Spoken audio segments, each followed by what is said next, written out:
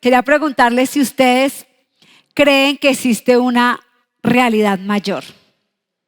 ¿Creen que existe una realidad mayor? Hay muchas cosas en la vida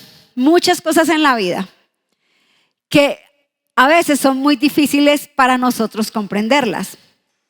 Por ejemplo, yo nunca, absolutamente nunca pude con las matemáticas.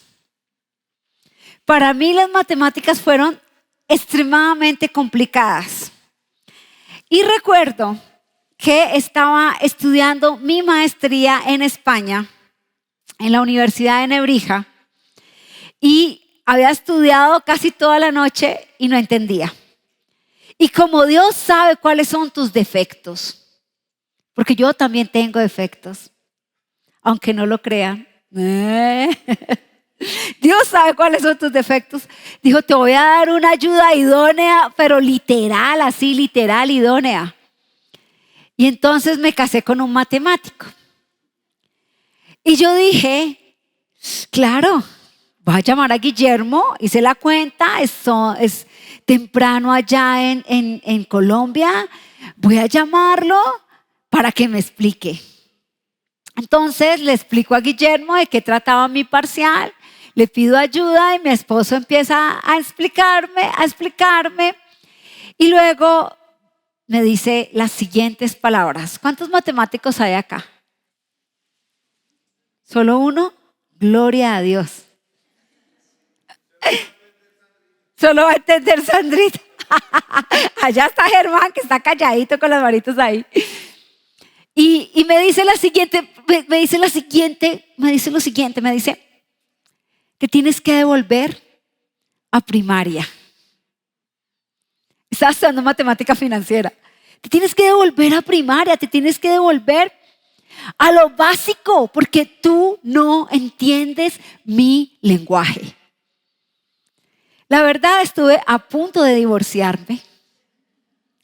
No lo hice porque no es algo que le agrade a Dios.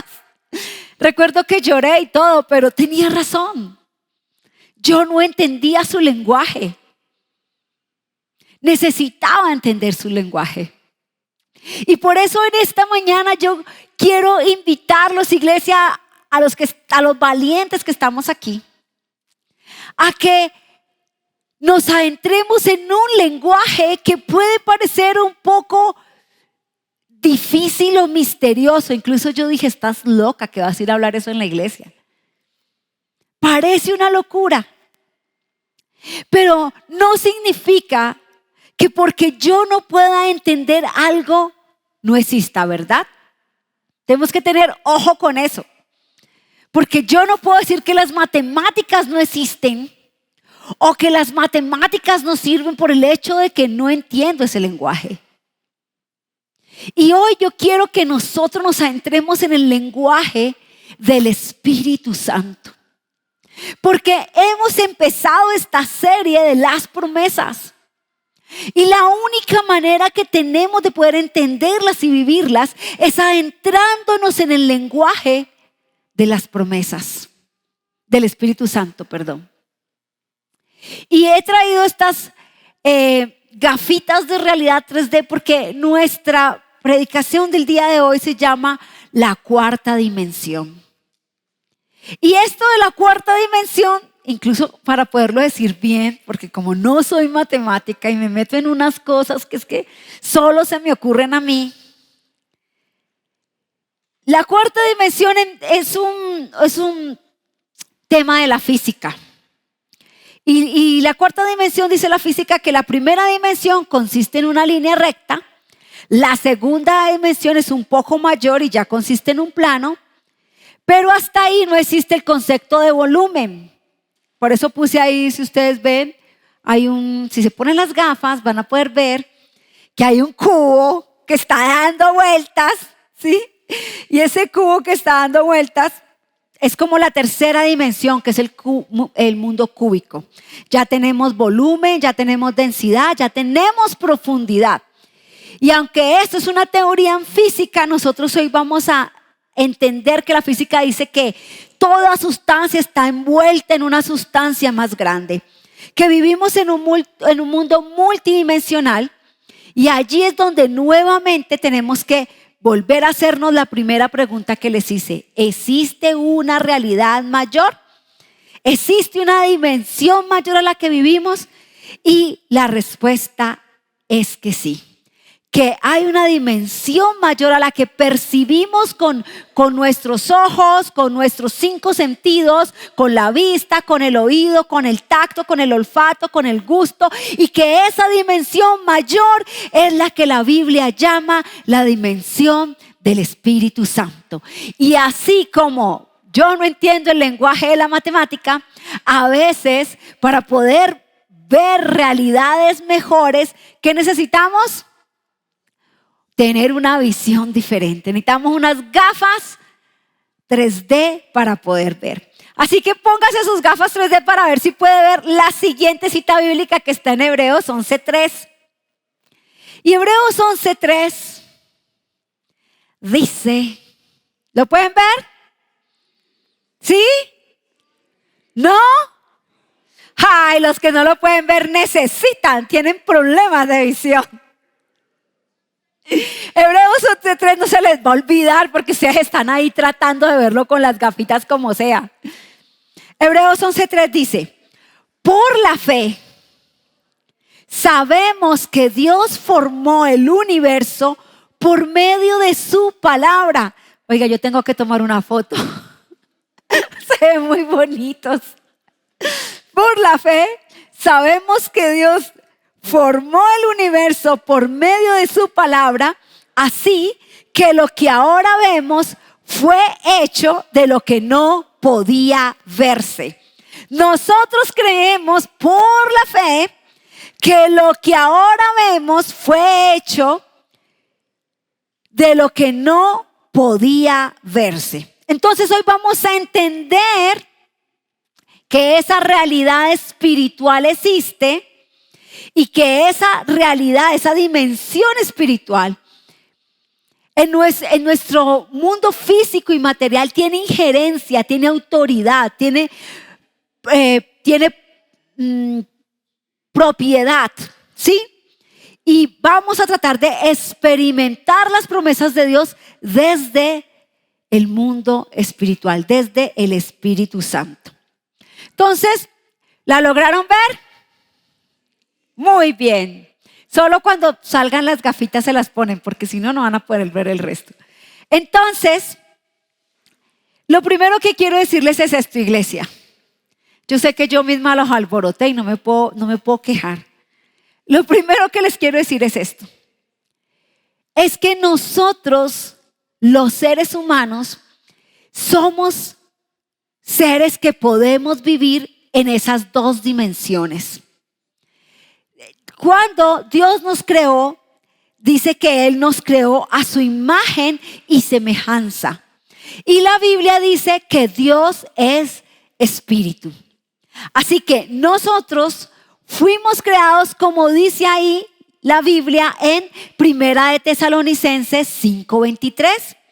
Y dice que nosotros fuimos creados de la siguiente manera. Dice, ahora que el Dios de paz los haga santos en todos los aspectos y que todo su espíritu, alma y cuerpo se mantengan sin culpa hasta que el Señor Jesucristo venga. Así que nosotros tenemos un cuerpo, un alma y un espíritu. Somos seres tripartitos. Con nuestro cuerpo podemos estar en esta dimensión que es la dimensión material, por así decirlo. Pero con nuestro espíritu podemos ser sensibles al lenguaje del Espíritu Santo. Con esto le quiero decir que todos ustedes, todos los que están aquí, pueden comprender el lenguaje del Espíritu Santo. Todos. Porque nosotros fuimos hechos a su imagen y semejanza y por eso nosotros tenemos un espíritu. ¿Qué sucede? Ya lo he dicho un montón de veces. Le prestamos atención a nuestro cuerpo, Sabemos cuando nos duele el alma, ¿verdad? Porque decimos, ay, tengo el corazón arrugadito, me duele el corazón, ¿cierto? Esa es nuestra dimensión emocional, pero como el espíritu no lo podemos ver, el alma la podemos sentir, podemos llorar y etcétera, nos olvidamos que somos un espíritu que habita en un cuerpo. Y yo creo que todos los que están aquí en algún momento han sido sensibles a algo espiritual. Han dicho, como que siento que no. Y si no, pregúntele a un hijo cuántas veces la mamá le dijo no haga eso. Lo hizo. Y luego la mamá, ¿qué le dijo? Se lo dije. Y uno dice, ¿mi mamá qué? ¿O a cuántos se les ha perdido una media? La ha ido a buscar y la mamá la ha sacado de la cuarta dimensión, porque las mamás todo lo encontramos. ¿Sí? Somos seres espirituales. Desafortunadamente, como no somos conscientes de que somos seres espirituales, muchas veces nos vamos a buscar la espiritualidad en los lugares incorrectos. No se preocupen, al pueblo de Israel también le pasó. Moisés está allá, un ser muy espiritual, hablando cara a cara con Dios, baja y encuentra al pueblo de Israel haciendo una fiesta con un becerro de oro. Miren, si yo fuera Dios, hubiera sacado el rejo. Fueron, los sacó de Egipto, les quitó la esclavitud, los protegió y chacalán, hagamos un becerro con todo el oro que tenemos y pongamos nuestra espiritualidad en ese becerro. ¿Sí ven? Y ustedes pueden criticar al pueblo de Israel, pero ¿cuántas veces ustedes no han puesto su espiritualidad en el horóscopo? Y creen más en lo que dice el horóscopo que en lo que dicen las promesas de Dios. ¿Sí ven? Somos seres espirituales. Así que para entrar en esta dimensión del Espíritu, para entrar y comprender el lenguaje del Espíritu Santo, nosotros necesitamos varios elementos. Uno de los elementos, el principal, es el Espíritu Santo, obviamente. Yo tengo que tener una relación con el Espíritu Santo para poder decir que estoy en un lenguaje o en una dimensión del Espíritu Santo. Pero hoy me voy a detener en dos, porque las otras dos, como es la mentalidad y como es la palabra, la hemos venido diciendo bastante. Así que yo creo que la mentalidad, que tenemos que ser renovados en nuestra mente, y la confesión de la palabra, esa podemos decir sí o no, chulito acá entre nosotros, ¿verdad? Podemos decir sí, chulito, ya la aprendí. Así que hoy vamos a ver uno de los elementos, dos de los elementos más importantes para entender esta locura del lenguaje del Espíritu Santo. El primer elemento que mueve la cuarta dimensión del Espíritu Santo es la fe. ¿Sí? Así que ahí tenemos el primero. Póngase sus gafitas si la quiere ver. Si alguien ya lo vio y me lo grita, ¿me ayuda? ¿Alguien ya vio el mensaje oculto?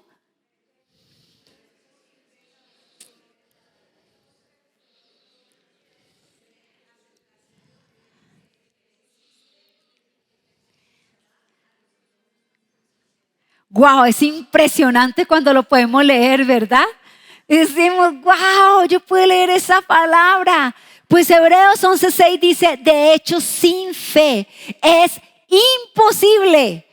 ¿Sabes? Dígase, imposible agradar a Dios. Todo el que desea acercarse a Dios debe creer que Él existe y que Él recompensa a los que le buscan con sinceridad. Fe. La acción determina la convicción. Escuchen esto. Yo creo que yo les he dicho tanto esta frase. Mi hijo menor hizo algo malo. No tan grave, pero hizo algo malo. Se asustó mucho.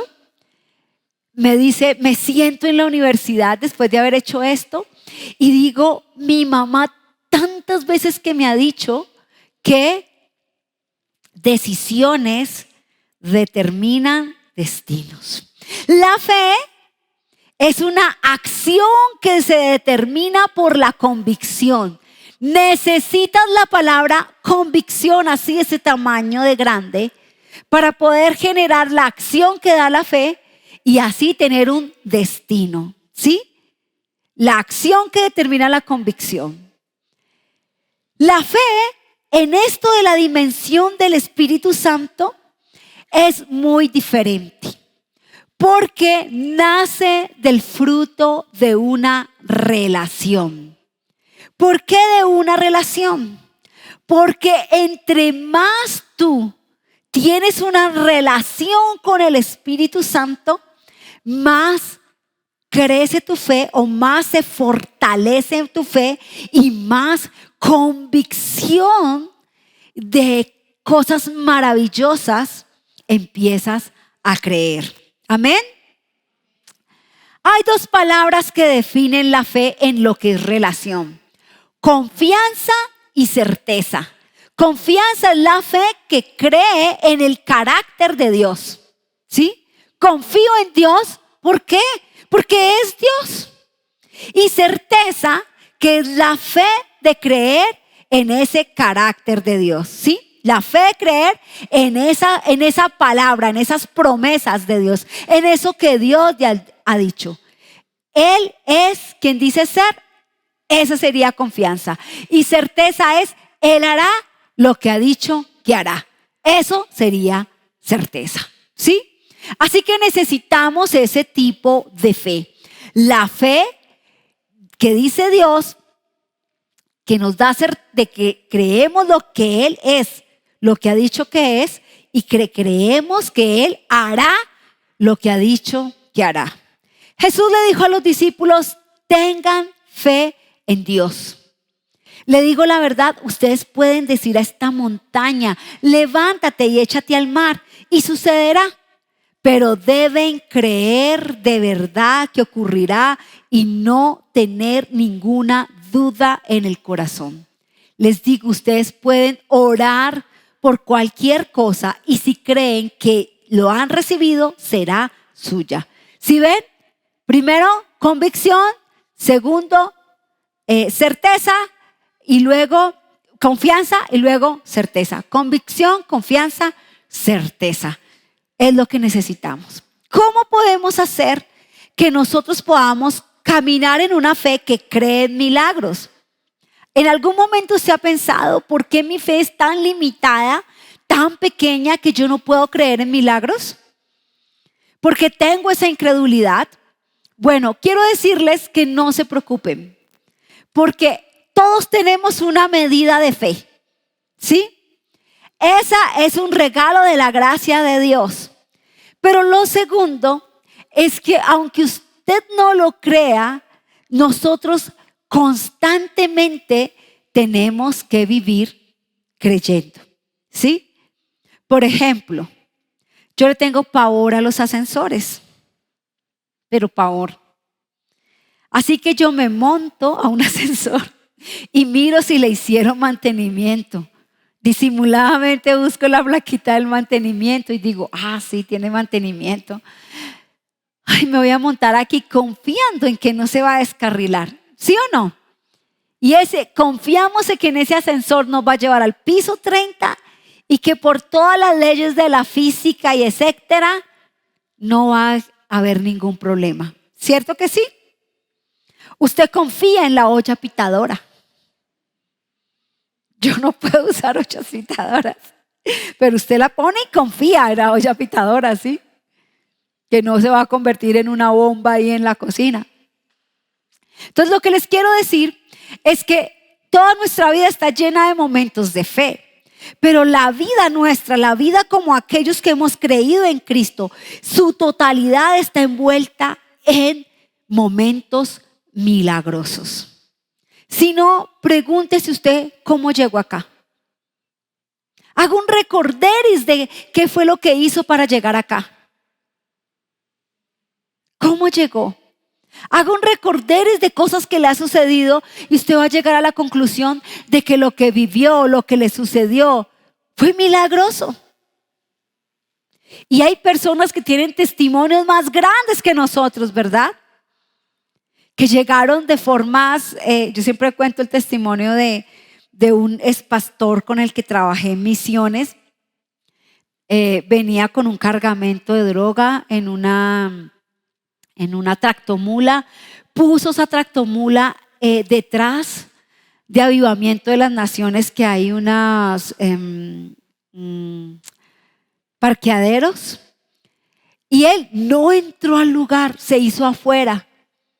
Era un consumidor de cocaína impresionante, se hizo afuera, escuchó, dice que lo que escuchó desde afuera, una gota de lágrima corrió por su mejilla, se devolvió, entregó el cargamento, se devolvió al Valle del Cauca y cuando fue a intentar volver a consumir, ya no pudo. Entonces le quedó una convicción en su corazón que algo extraño había sucedido. Su espíritu empezó a buscar qué me sucedió, que ya no puedo consumir droga. Es la dimensión espiritual. ¿Me hago entender hasta ahí? ¿Está difícil? Ok. Entonces, ¿cómo podemos estar en esta fe o vivir en esta fe? Primero es estar convencidos que ese es nuestro destino y estar convencidos de que somos seres espirituales, ¿sí? Que tenemos un espíritu. Y empezar a convencernos que no solamente somos este cuerpo, sino que hay un espíritu dentro de nosotros. Segundo, es guardar nuestro corazón contra la decepción y la incredulidad. Escuchen, tenemos que empezar a quitar evitar desarrollar el enfoque negativo, digo yo. Porque cada problema, imagínense en esto. Vamos a ver los problemas respondiendo de la siguiente manera. Cada problema que yo enfrento, Dios ya consideró de antemano una respuesta. Ya me dio la victoria, ya tiene las herramientas para que yo le haga frente. ¿Pensamos así, sí o no? La mayoría de las veces no, ¿verdad? Llega el problema y el enemigo, que también es un ser espiritual, usa eso, pero para intimidarme, para hacerme dar miedo, ¿sí? Para que yo me desilusione y yo pierda de vista que hay un plano espiritual, que hay Dios, que está el Espíritu Santo y que tengo herramientas porque Jesús dice que ya pagó por todo. Pero por lo general no hacemos eso. Por lo general, nuestro corazón se decepciona, se desilusiona y nos enfocamos en lo malo, en por qué Dios no actúa, por qué Dios no lo hizo, por qué Dios no lo está haciendo. ¿Sí?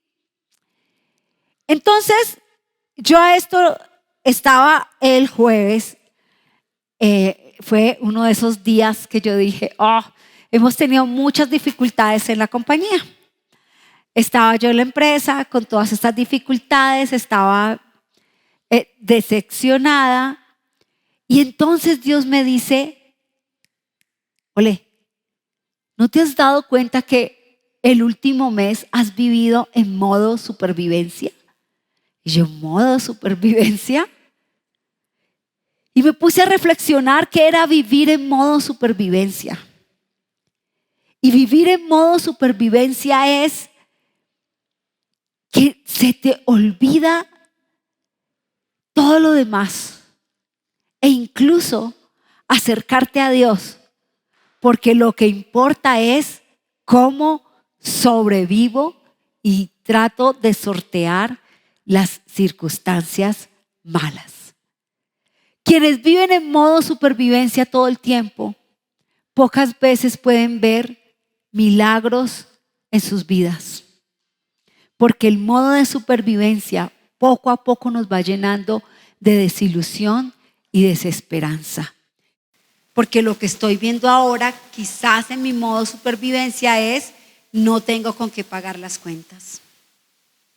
Pero si salgo del modo de supervivencia al modo de la fe, yo voy a decir, Dios tiene cómo pagar mis cuentas. Dios me va a ayudar, me va a dar las herramientas, me va a mostrar el camino. Dios tiene algo mejor. Amén.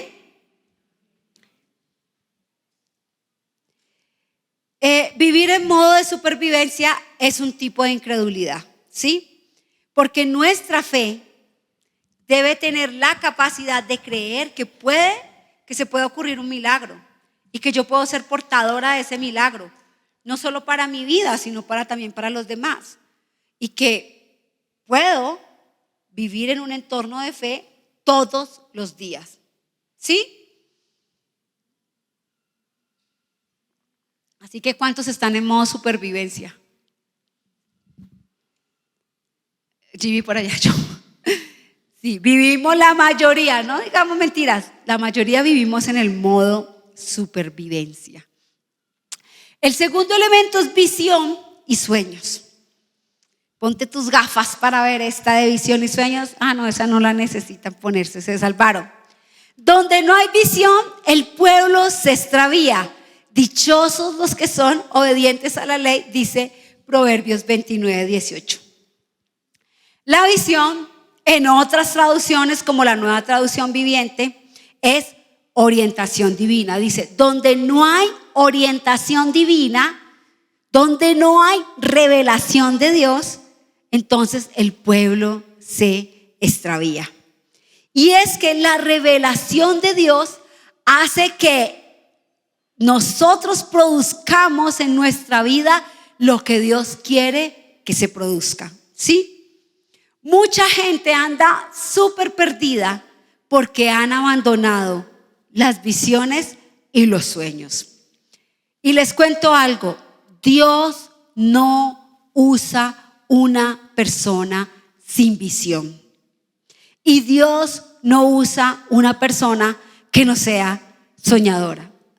A Dios le gustan los soñadores. Amén. A Dios le gusta que soñemos, no que nos quedamos dormidos, ¿no? Porque no falta el que diga, ay, a mí que me gusta soñar. A Él le gustan los soñadores y a Él le gustan las personas que tienen visión. Porque el sueño es el lenguaje del Espíritu Santo. Y ahora sí vamos a verla, ahora sí nos la vamos a poner. Y miren lo que dice Joel 2:28. Yo creo que muchos se lo saben.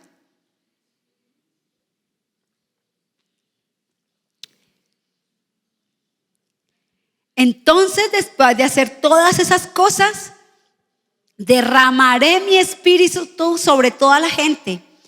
Sus hijos e hijas profetizarán. Sus ancianos, los que ya somos ancianos, tendremos sueños. Y sus jóvenes tendrán visiones.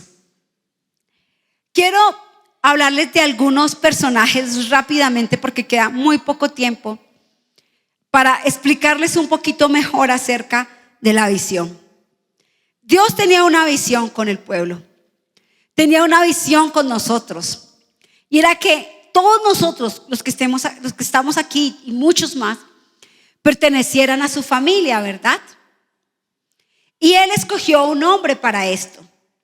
Este hombre fue Abraham. Dios llamó a Abraham cuando tenía 75 años. Levanten la mano los que tienen más de 75 años en este lugar. Eso nació. Miren, 75 años tenía Abraham cuando Dios lo llama.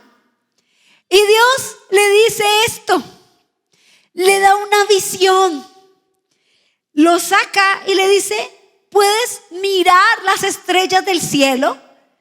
Yo creo que no era un cielo bogotano, era un cielo vallecaucano, porque lo único que me quejo de Bogotá es que no hay estrellas. Pero Dios me ama tanto que cuando estoy en oración y cosas, salen estrellitas por mi ventana. Pero casi nunca hay acá, ¿verdad? Pero Dios llama a Abraham y le dice, mira las estrellas.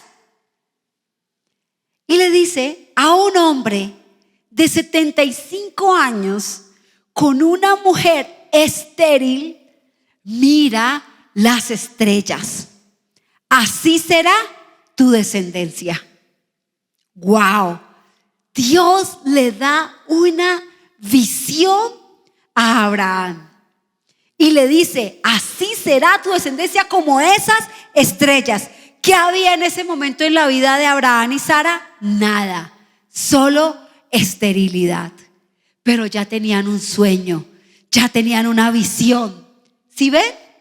Si no tenemos una visión y no tenemos un sueño, ahí sí, ¿en qué nos vamos a quedar?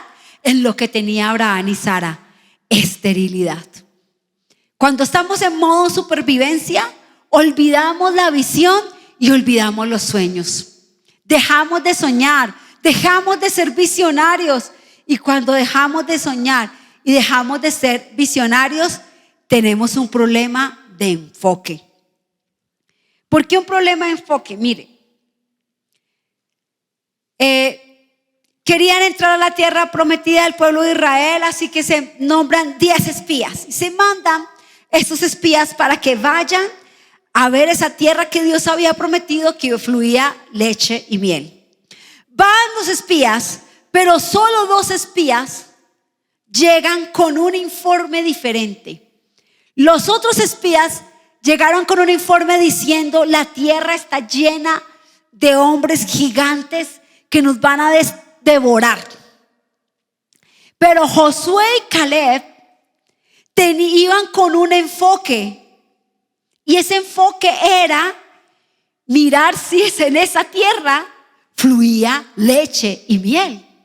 Y yo en mi casa tengo a Josué y Caleb trayendo un racimo de uvas gigante, para que me recuerde ver con las promesas de Dios. Ellos regresan con un informe diferente, diciendo: Dios nos puede dar esa tierra. Vamos a poseer esa tierra. Y regresaron con un racimo gigante de uvas, diciendo: esa es la tierra, esa tierra que nos mandaron a inspeccionar, es una tierra donde fluye leche y miel. Enfoque. Otro último personaje, porque hay muchísimos, pero otro personaje. Tenemos a Noé. Dios le da una visión a Noé, y es construir un arca. Pero en la época de Noé nunca había llovido. Noé tuvo que tener la fe, la visión y el sueño, la convicción y el creer para hacer un arca en una época en la que no había lluvia. Es decir, eso es como que Dios te diga: vas a hacer, no sé, vas a ir a la luna, y tú dices: ¿cómo? ¿Sí? Si no conozco la luna. Lo mismo sucedió con Noé. Por eso el lenguaje del Espíritu Santo es importante, la visión es importante, porque nos ayuda a pasar de ser unas personas ordinarias a extraordinarias. Martin Luther King dijo: tengo un sueño, ¿verdad? Él tenía un sueño. El sueño era que ya no hubiese racismo en América. Sembró ese sueño en otros, y ese sueño se contagió, y muchos fueron beneficiados del sueño de Martin Luther King, de ver una nación donde no había racismo. Ustedes dirán: ¿y yo qué sueño si yo no tengo ningún sueño, ninguna visión? Hasta Jesús ha soñado con nosotros. ¿Saben cuál era el sueño de Jesús? Que nosotros, los que estamos aquí, los que hemos creído en Él, pudiésemos hacer obras mayores. Él tenía ese sueño, que nosotros, los que estamos aquí, fuéramos testigos de Él hasta los confines de la tierra. Y cuando yo era pequeña, tenía como 19 años, a mí se me acerca un profeta y me dice: tú vas a estar unida siempre, toda tu vida, a Israel. Y en ese momento, tenía como 16 años. Yo vivía en un pueblito llamado Tuluá. Así que yo dije, Israel, Medio Oriente. Yo era una niña, mi mamá hacía oficios domésticos, es decir, era una niña muy humilde. No había manera de que esa palabra que me estaban diciendo se hiciese realidad. Les cuento, ya ni recuerdo cuántas veces he ido a Israel. He ido muchas veces a Israel. La primer misión que Dios me mandó fuera del país fue a Israel. Esa palabra se cumplió y yo lo que hice fue caminar en ese sueño, porque saqué la bandera y dije, oiga, de todas las banderas del mundo me parece linda la bandera de Israel. Empecé a soñar, ¿cómo será cuando llegue a Israel? ¿Y allá qué hablarán? Empecé a soñar con Israel por una palabra que me dieron. Y ese sueño, que no era mío, era un sueño de Dios. Porque aquí hemos dicho mucho que los santos sueñan sueños que siempre se cumplen, porque sueñan los sueños de Dios. Porque aquellos que tienen una relación con Dios empiezan a soñar los sueños de Dios. Amén. Así que esta iglesia, nosotros vamos a ser diferentes, ¿verdad? Porque nosotros vamos a tener una fe viva. Vamos a tener una capacidad sin miedo a soñar, sin miedo a permitirle a Dios que nos dé su visión. Jesús soñó con nosotros. Soñó con los que harían cosas mayores. Soñó con los que serían testigos hasta el confín de la tierra. Nosotros soñamos con esta iglesia. Yo hace poquito tuve un sueño donde yo veía un edificio gigantesco. Le pedía, se lo medio dibujé a mi hijo Cristian, que es arquitecto, con el sueño, y le dije, oye, tengo un sueño. A la primera persona que se lo mandé fue a Milena. Se lo mandé a Milena y le dije, Milena, mira, tuve este sueño. Tengo muchos sueños. Sueño con una generación de niños, de twins, poderosa. Una generación que levante sus hogares. Una generación que traiga un avivamiento sobre esta nación indescriptible. Sueño con que personas son sanas por el poder de Dios. Sueño con que esta iglesia va a llevar a muchas personas alrededor del mundo. Sueño que esta iglesia va a restaurar a muchas personas más. Y creo que tengo bien la convicción de la visión de Dios, de que esta tierra necesita que la dimensión del Espíritu Santo la cubra y destruya todas las obras de maldad. Amén. Así que ponte en pie, vamos a terminar con la última promesa. Ponte las gafas por última vez. Pasa a la siguiente, vamos para la última. ¿Pueden leer esa?